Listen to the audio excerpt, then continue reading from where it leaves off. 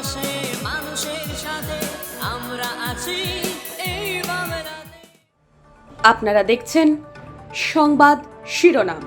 দেখলেন তো অনেক কিছু, এবার দেখুন নতুন কিছু।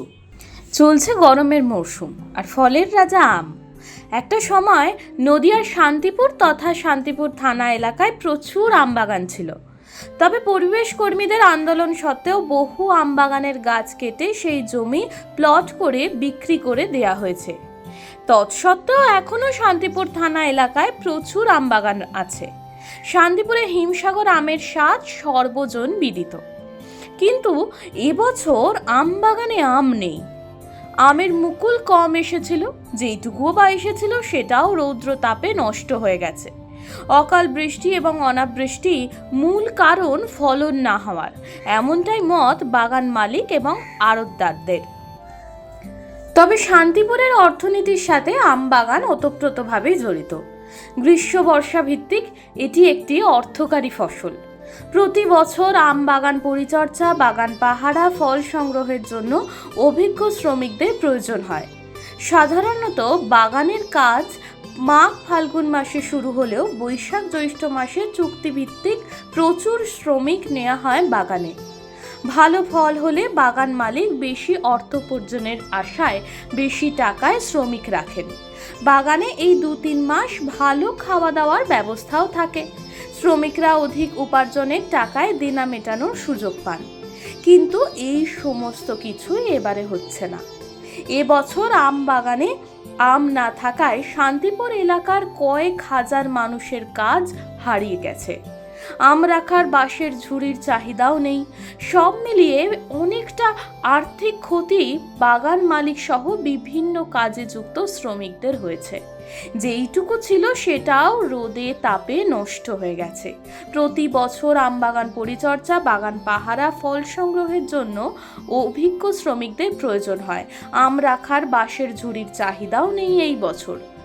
আম পরিবহনের জন্য ভ্যান চালকদেরও কাজে ডাকেনি বাগান মালিকরা। সব মিলিয়ে অনেকটা আর্থিক ক্ষতির সম্মুখীন হয়েছে সকলে।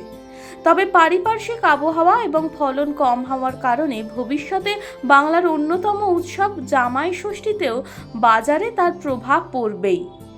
বাগান মালিকদের অনুমান, আগামী বাজারে জামাই ষষ্ঠীতে আমের বাজার 100 টাকা প্রতি কেজিতে বিক্রি হবে। তবে বর্তমানে 500 টাকা দিন মজুরিতে কাজ করাচ্ছেন সুদূর মালদা থেকে আসা শ্রমিকরা।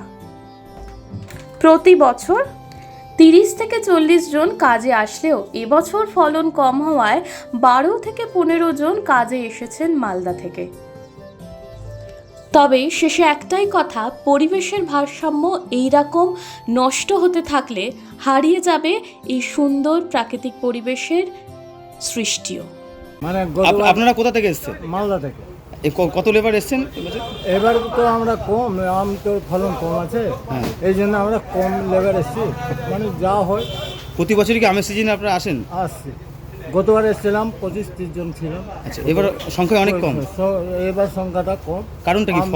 আমটা ফলনটা কম বলে।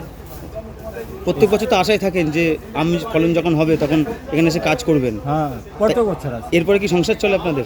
না, কি করবো, পেটে দায় তো আসতে হচ্ছে। কত করে মজুরি পাচ্ছেন প্রতি কেজিতে? না, কেজি তো না, মজুরি দিন হিসাবে আছে। দিন হিসেবে কত পাচ্ছেন? 500 টাকা, 550 টাকা। আচ্ছা, তা আমের ফলন কম হতে কি মজুরিও কমেছে? না, কমেনি, যা হয় 50 টাকা, 60 টাকা। মানে লেবার সংখ্যাটা কমে গেছে। লেবার সংখ্যাটা কমে। কোথাও মনে করছেন যে আমের ফলন এবার বেশি হবে? না, মনে করি নাকি আর ফলন নেই। আর কি হবে, যা হবার হয়ে গেছে। তাহলে এবছর এক প্রকার আপনাদের ক্ষতিই হলো। প্রচুর ক্ষতি। আমের দাম বাড়বে মনে করছেন বাজারে? বাজার তো দাম বাড়তে পারে, আমের ফলন কম বাড়তে পারে। কি নাম? আপনাদের মালদাতে তো আমের খুব চাহিদা। ফজলি আম। আম চাহিদা, কিন্তু ফলন নাই তো কি চাহিদা হবে। এবার যেখানে যান, মালদায় যাই গেলেও আমের তো মালদায় কি ফজলি আমের এবছর চাহিদা হয়েছে? এখনো পর্যন্ত গাছে দেখা গেছে গাছ আম? খুব কম। কি নাম আপনার? শেখালি। কোথা থেকে আসছেন? মালদা থেকে। মানুষের পাশে মানুষের সাথে আমরা আছি এই বাংলাতে। আপনারা দেখছেন সংবাদ শিরোনাম। দেখলেন তো অনেক কিছু, এবার